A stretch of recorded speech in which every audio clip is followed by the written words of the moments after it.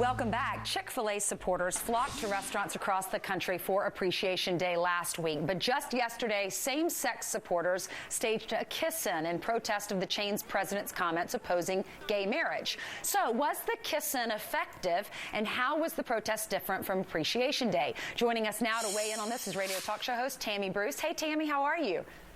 Good morning. It's a pleasure to be here. Well, thanks for coming in this morning for us. How do you think the gay community handled the kiss-in, and was it a success? You know, it wasn't on a couple of levels. One, Appreciation Day did have at least hundreds of thousands, if not millions of people who came out.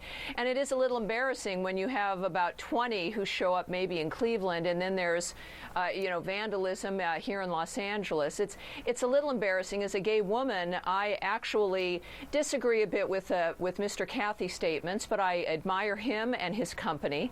And I'm thinking it really exposes the lack of awareness amongst the gay community. The gay rights movement started to combat intolerance and the idea of a certain majority that was wanted to force on the gay community a certain type of behavior. And here we are in the 21st century with that same kind of behavior now being exhibited by the liberal gay community, certainly, but there are many of us who are embarrassed by that. And it also kind of exposes the fact that there's a realization that they can't win on the arguments, on the merits of the argument, that it seems like a bid for attention more than anything else, and frankly it was somewhat sad.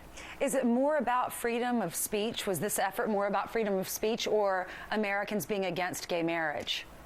Well, look, it ended up being about freedom of speech, didn't it? I mean, originally it was started by Mr. Huckabee, of course, but there were many of us who believe that whether it's civil unions or anything else, whatever you want to call it, that I believe that every American deserves the right of every other American, but that also goes to the notion of freedom of expression. It was quite shocking, I think, to many people to have such a blatant effort made to punish an individual and his company, a family-owned company, simply because they might disagree on a political issue. But remember also, Mr. Cathy's position wasn't about being against gay people. It was about being for traditional marriage and reinforcing his view of the family, which is in large part what has made this country great. So for all of us, whether we be gay or straight, we have really benefited from that value system. And I frankly, I saw a lot of gays distancing themselves from what was happening yesterday. I think many of them understand this issue, and at the very least they should brush up on their Orwell and read a little bit more Animal Farm. Tammy, this is it necessary? I want to ask you what you think about this, because there are a lot of companies that are going out of their way to support the gay community. You have JCPenney with hiring Ellen and same-sex couple catalogs. Sure. You have Kraft Foods, Bank of America, Bud Light, Johnson & Johnson, Coca-Cola, Microsoft, Starbucks, Nike, Amazon. These are companies that we all use every day. So is this necessary for companies to get involved in these social issues? Well, I think, look, if there is recognition that, like, look, all of America, a lot of people watch the Ellen Show.